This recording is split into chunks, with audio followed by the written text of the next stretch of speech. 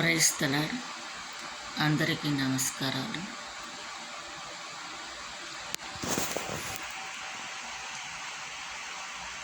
దేవుని నామానికి మీ అందరికీ వందనాలు.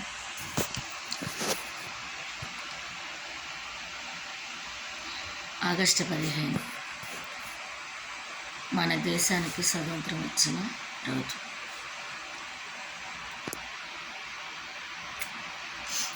ఇండిపెండెన్స్ డే అంటే బానిస బ్రతుకుల నుంచి విడిపించబడుట. బానిస బ్రతుకు అంటే ఎలా ఉంటుందండి? ఒక బానిస జైల్లో ఉన్నా కానీ, ఒకరి కింద పని చేసినా కానీ వెట్టి సాకిలు చేస్తారంట. ఎంతగానో నరక యాతన పడతారంట. కష్టమైన, నష్టమైన, ఇబ్బందులైన బానిసగా వెళ్ళిన ప్రతి వ్యక్తి అక్కడ పనికి సమకూర్చినప్పుడు వాళ్ళు చెప్పినట్లుగా చేయాలి. వెనకటి రోజుల్లోనంటండి ఒక వ్యక్తిని డబ్బులు ఇచ్చి కొనుక్కుంటారంట, లేదా రాజ్యాల మీదకి వెళ్ళి ఆ రాజు ఓడిపోతే ఆ రాజ్యంలో ఉన్న వాళ్ళని తమ కింద పని వాళ్ళకి బానిసలుగా తెచ్చుకుంటారంట.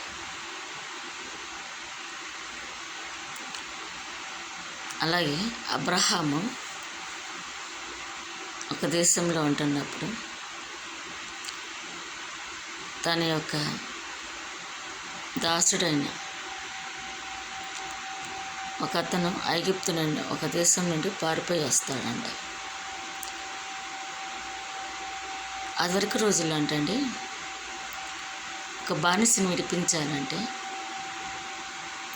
ఎంత ద్రవ్యాన్ని ఇచ్చి ఆ బానిసని కాపాడతారంట. లేదు, ఇన్ని రోజులు వాళ్ళ దగ్గర పనిచేసినప్పుడు ఆ గడువు తీరిపోయాక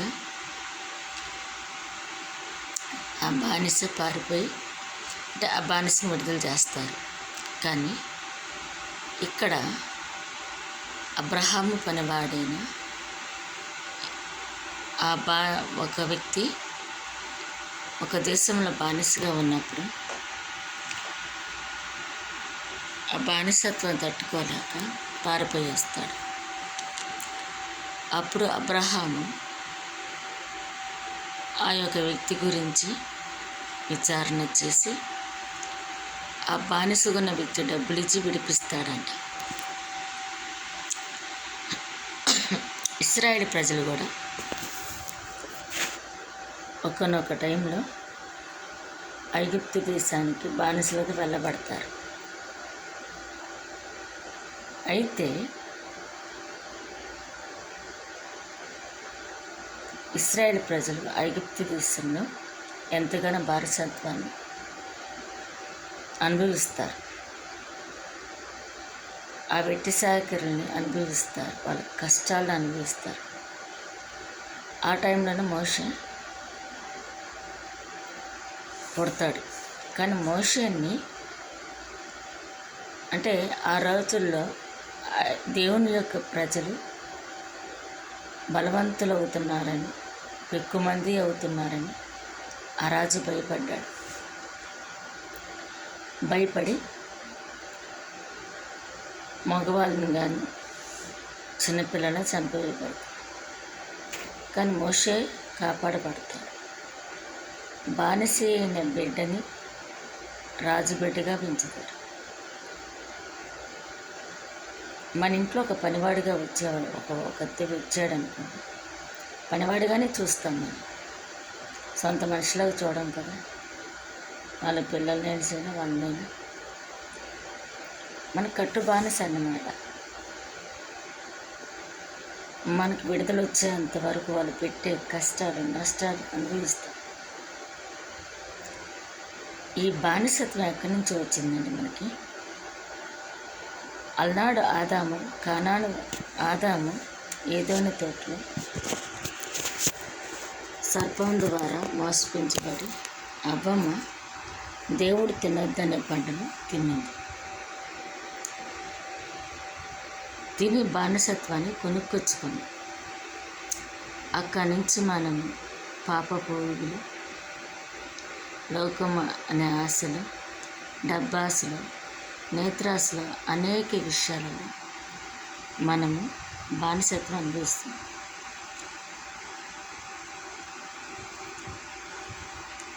డబ్బుకు బానిస అయిపోతున్నాం, శరీరాశలకు బానిస అవుతుంది, కట్టుబాట్లకు బానిస అవుతుంది, ఒక కుటుంబానికి బానిస అవుతుంది.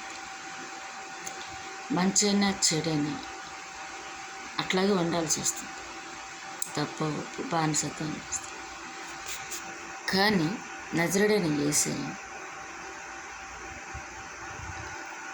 మీరు పాపం అనే బానిసత్వంలో ఉన్నారు, మీరు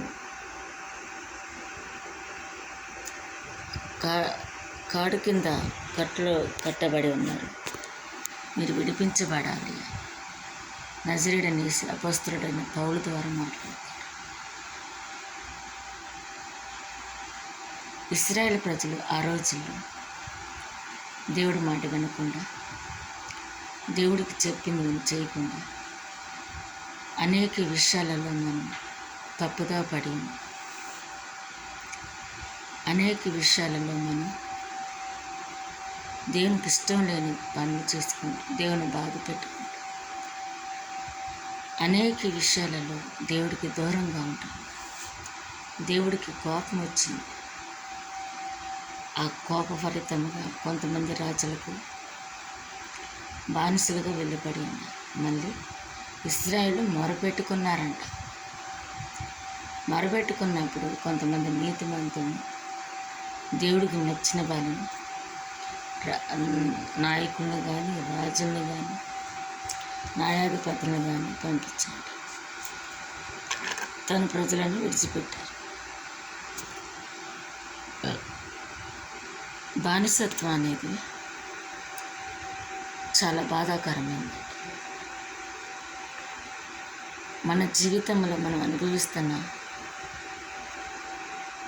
ఈ లోకం అనే కాడిలో ఈ యొక్క అనుభవిస్తుంది. తప్పుపైన కుమారుడు చెడు స్నేహాలు అనుభవించి, చెడు స్నేహం అనే కాడిలో బానిసత్వంలో ఉన్నాడు. ఈ లోకం అనే బానిసత్వంలో ఉన్నాడు. యవ్వనం అనే బానిసత్వంలో ఉన్నాడు. తన యవ్వనం అనే ఒక బానిసత్వం, తను చేస్తున్నది తప్పు ఒప్పు తెలుసుకోలేకపోతున్నాడు. మంచి చెడు తెలుసుకోలేకపోతున్నాడు. ఎటుపోతున్నాడు కూడా అతనికి తెలియట్లేదు. ఆ కళ్ళు మూయబడ్డాయి. కానీ తను తప్పు తెలుసుకున్నప్పుడు తన యొక్క యవ్వనం అనే ఒక బానిసత్వాన్ని, చెడు స్నేహం అనే బానిసత్వం ఉన్నామని తెలుసుకుని విడిపించబడి తండ్రిని ఎత్తుక్కుంటూ వస్తుంది. మనం కూడా ఈ యొక్క లోకం అనే బానిసత్వం, పాపం అనే బానిసత్వం మనకు ఉంటాం, కాడిలో ఉంటాం. కానీ మనం తెలుసుకొని ఆ సృష్టికర్త అయిన నజరుడైన యేసుక్రీస్తు వెళ్ళాలి. ఇక్కడున్నంత వరకు మనం బానిసలమేనండి. మనం ఎప్పుడు స్వతంత్రం అవుతాం? పరలోక రాజ్యానికి చేరినప్పుడు స్వతంత్రం అవుతాం. స్వతంత్రుడైన వాడు స్వేచ్ఛగా తిరుగుతాడంట. భయము, భీతి ఆ యొక్క ఇది లేకుండా తిరుగుతూ ఉంటాడంట. భయం అనేది ఎందుకు వస్తుందండి? తప్పు చేసినప్పుడు, ఒకరి కింద బానిసలుగా ఉన్నప్పుడు వస్తుందంట. స్వతంత్రం అనేది విడిపించబడ్డాక వస్తుందంట. మన జీవితం ఎలా ఉంది, మన పరిస్థితి ఎలా ఉంది, మనం ఎలా బ్రతుకుతున్నాం, మన ఏ కట్టుబాట్లు, ఏ బానిసత్వం.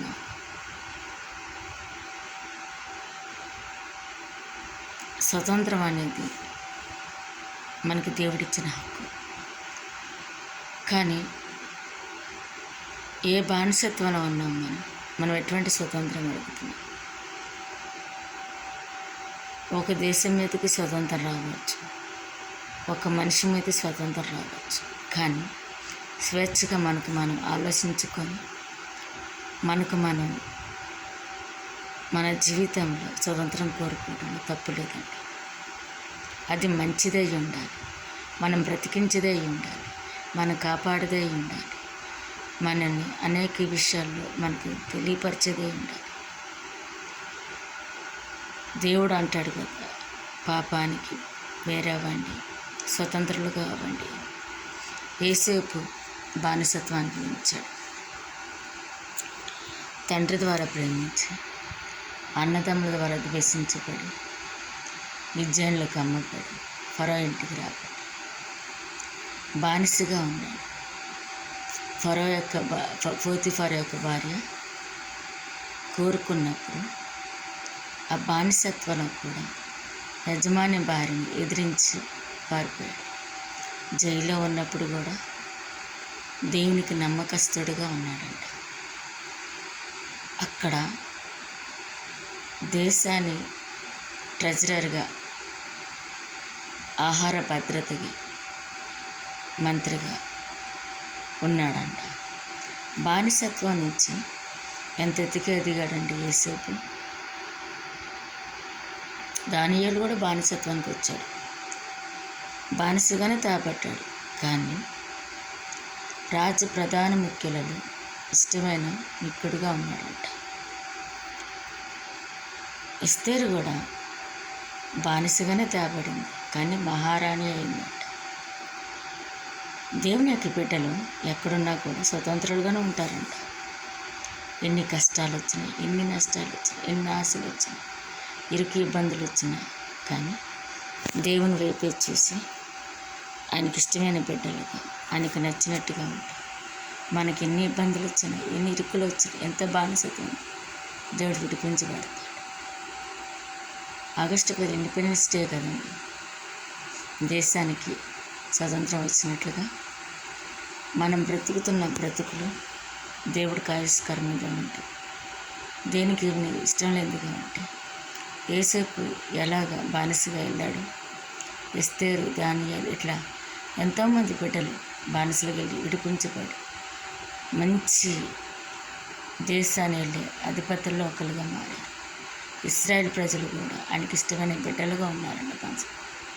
అటువంటి అలాగ జీవించడానికి మనం సిద్ధపరచుకోవాలి. అటువంటి మనసు, అటువంటి జ్ఞానం మనకి ఇవ్వాలి దేవుడు. మనం ఏ బానిసత్వంలో ఉన్నాము, మనం ఏ కట్టుబాటులో ఉన్నాము, దేవుడికి ఏ ఇష్టం లేని వాళ్ళం, దేవుడికి ఆయాస్కరమైన పనులు చేస్తూ ఉన్నాము గ్రహించుకొని మనం విడిపించబడి, అంటే మనకే మనం అయితే విడిపించబడలేము. కొంతమంది తాగుడనే బానిసత్వంలో ఉంటారు, కొంతమంది పరిశ్రీ వ్యామోహాలు, వ్యభిచారం అనే దాంట్లో అనేక విషయాలు బానిసత్వాలుగా ఉంటారు. వాళ్ళు ఎప్పుడు స్వతంత్రులుగా ఉంటారంటే దేవుడే స్వతంత్రులుగా చేస్తారు. ఆ బానిసత్వం విడిపించబడకపోతే నరకానికి పాలవుతారు. కానీ మనం అక్కడ దాకా వెళ్ళకుండా ఉండాలి అంటే దేవుని సన్నిధిలో మనం మొరపెట్టుకోవాలి, దేవుని సన్నిధిలో కనిపెట్టుకోవాలి. ఇశ్రాయేల్ ప్రజలు కనుక, దానియేలు కనుక, ఎస్తేరు కనుక, మరి యేసేపు ఇట్లాంటి వాళ్ళు దేవుని సన్నిధిలో కనిపెట్టారు కాబట్టి విడిపించబడ్డారు. మనం కూడా అటువంటి గ్రహింపును దేవుడు మనకి దయచేయునుగాక. ఆమె ప్రైజ్లార్డ్. ప్రియ సహోదరులారా, ఈ యొక్క మాటలు మీకు నచ్చితే లైక్ చేయండి, షేర్ చేయండి, సబ్స్క్రైబ్ చేయండి, ఆల్ అని బటన్ నొక్కండి, బెల్ బటన్ నొక్కండి, షేర్ చేయండి. అనేక మందికి ఈ యొక్క నా ఛానల్ పరిచయం చేయండి. ఏమైనా విలువైన సలహాలు ఇవ్వాలంటే కామెంట్ రూపంలో పెట్టండి. ప్రార్థన అవసరాలు కూడా పెట్టండి. ప్రేయర్ చేయడానికి సిద్ధంగా ఉన్నాను. నా గురించి, నా ఇద్దరు కుమార్తెల గురించి మీరు ప్రార్థించవలసిందిగా కోరుచున్నాను. Happy independence day. Thank you. Praise the lord.